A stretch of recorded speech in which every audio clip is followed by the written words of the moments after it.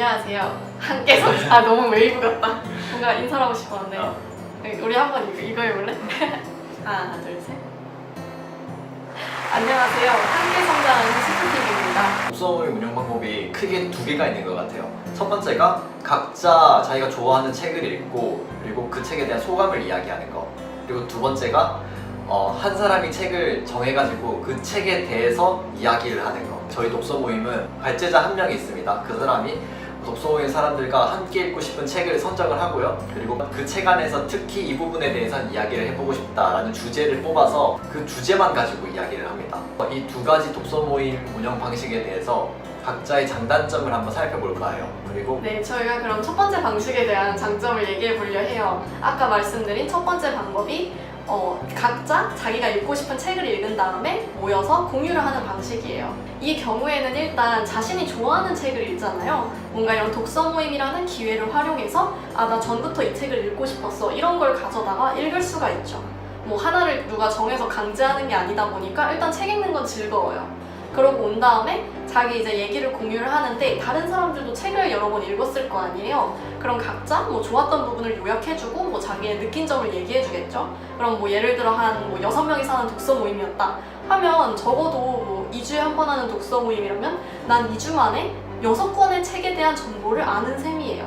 되게 다양한 책에 대한 얘기를 듣고 아 그렇구나 하면서 깨달을 수가 있겠죠. 효율적이네요. 네, 되게 한 번에 6권의 책을 읽는 거죠. 그쵸, 그런 셈인데 또 마찬가지로 단점은 이게 아무래도 깊이가 얕을 수밖에 없겠죠.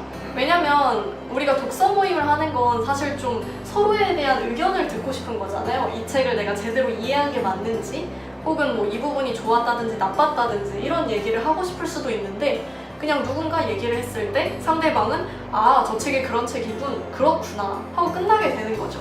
주고받는 게 없을 것 같아요.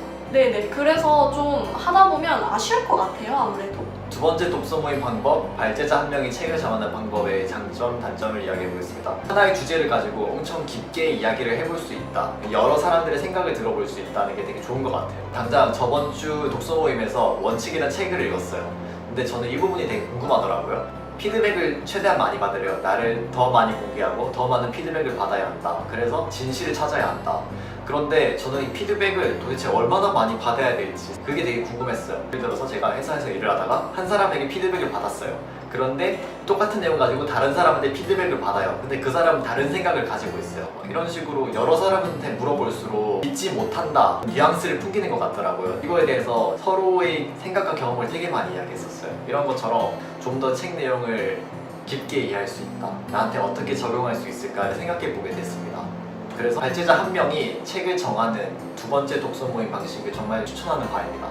그럼 장점만 말씀하신 건데 단점은 없을까요? 발제자를 여러 번 해보니까 느낀 점이 엄청 두꺼운 책 아니면 어려운 책 그런 책들 고르면 사람들이 안 옵니다. 독서 모임이 사라질지도 모릅니다. 결국은 약간 발제자의 센스가 중요한 부분이겠네요. 함께하는 사람들이 뭘 좋아할까를 계속 고민하면서 책을 선정해야 된다는 이런 부분이 좀 힘듭니다. 그게 책도 항상 단순하게 좋은 책이라기보다는 얘기할 거리가 많은 책일 때 항상 좋은 얘기가 많이 나온 것 같아요. 끝.